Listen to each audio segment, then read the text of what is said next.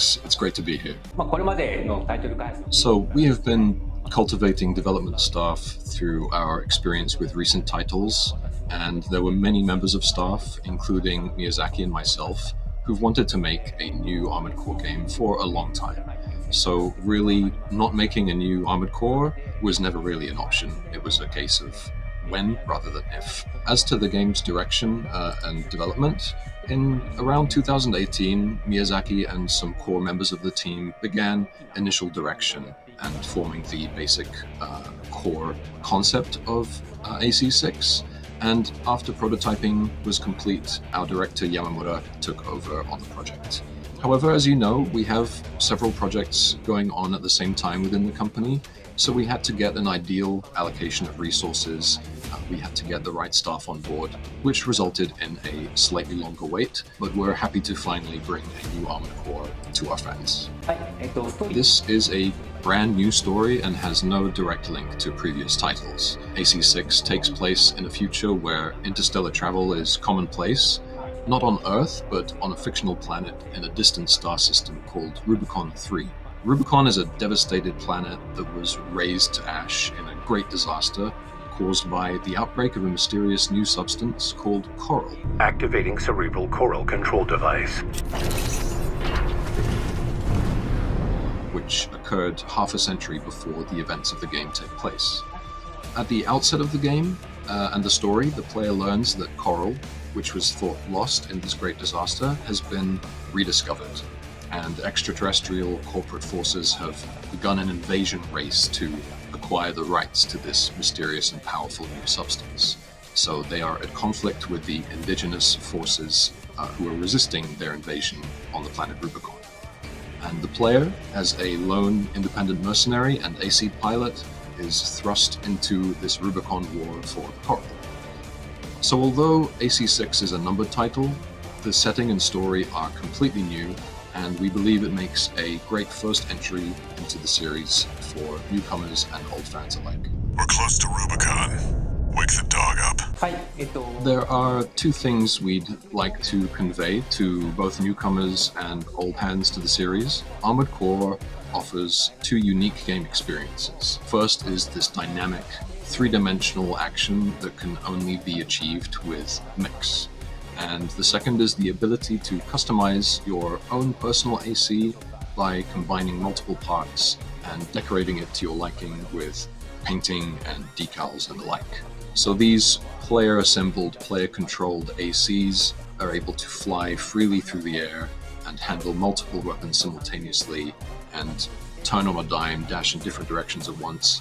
This makes for a dynamic and very aggressive combat style that makes full use of the three-dimensional space, and we feel that this has always been an appeal of the Armored Core series and is an appeal of the mech action genre. With AC6, one area we focused on was to make sure that the customization aspect is not just about parameters going up and down and numerical values changing, but how these changes are reflected in the feel of the action as much as possible. In particular, the leg parts, which control the AC's movement, you might have a tank-type legs that can perform drift turns, and this changes the very basic behavior and traversal type of the AC. We also made sure that the behavior of weapons, such as the way they shoot, how they recoil, how their projectiles behave, we tried to make sure that this all makes a big difference in how the game feels and plays.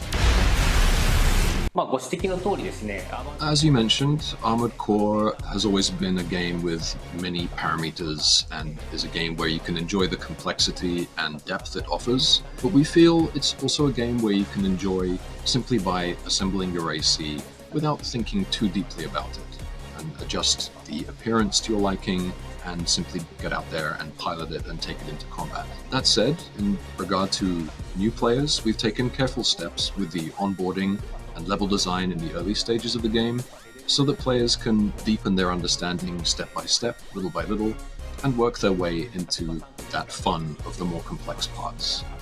We've also prepared a training simulator where the player can learn the basics of action and assembly using sample ACs, and we've also tried to make the controls more intuitive. So that we hope that those who have no experience with the series will feel free to enter and enjoy the feel of piloting their very own Armored Core. Armored Core 6 is an attempt to take both the knowledge and experience gained from the development of our previous titles and combine it with the fun of mech customization that the AC series has always embraced. And in this sense, we hope to create a new mech action game that is worthy of modern FromSoftware standards. Specifically, we're developing this game with an awareness of the things that FromSoftware has always embraced in its other action games, such as a intricate map structure, combat design that allows players to deal with enemies by carefully observing their movements, and the ability to overcome challenging situations with ingenuity and creativity. These are all, of course, things we've kept in mind with AC6 as well. However, as you mentioned, the basic format and genre of Armored Core is completely different from games in, for instance, the Souls lineage, so there are no aspects of the game mechanics or gameplay that can be directly observed. You ready to climb the wall? In terms of points we focused on this time around, I would say that individuality of the melee weapons is one of the key points. Armored Core is mainly a shooting game at heart, and that's exactly why we had this policy of having more unique melee weapons this time around. So in addition to the well-known pile bunker and the cluster bomb launcher that you might have seen in the trailer, there are also a variety of weapons with different animations and more unconventional characteristics, such as a chainsaw and a laser lance, and things like this. In the trailer, you may have also seen a part where the core is deployed by an AC to generate a shockwave, and the pile bunker is then used against an opponent who is reeling back from this shockwave.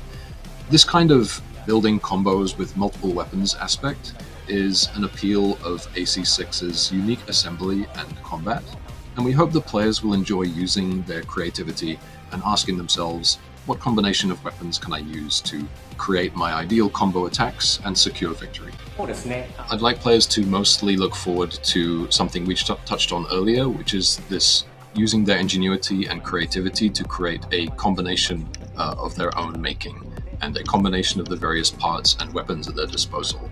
So for example, they might be dashing across the battlefield while shooting ballistic weapons and letting missiles fly in every which direction.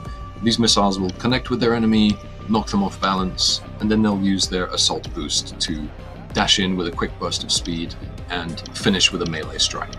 This kind of player-created combo and their own unique combination of weaponry and mobility will allow for this new aggressive, offensive style of AC combat, and we hope this is something that reinvigorates the series and that new and old fans alike can enjoy. So I believe ACV was more focused on multiplayer as the last title in the series, but first of all, the main content of AC6 is positioned as a single-player campaign mode where you progress through a more traditional mission structure. There will be an online PvP mode where players can compete against each other with ACs they have built and share their AC data and emblems of their own making with other users. But first and foremost, the story missions in AC6 are single player only. We would like players to go in there, become the lone mercenary lifestyle, and enjoy this aspect of the game first and foremost. We do hope to share more details about the online aspect at a later date, so please stay tuned for that. Let's see how far they can fly on borrowed wings.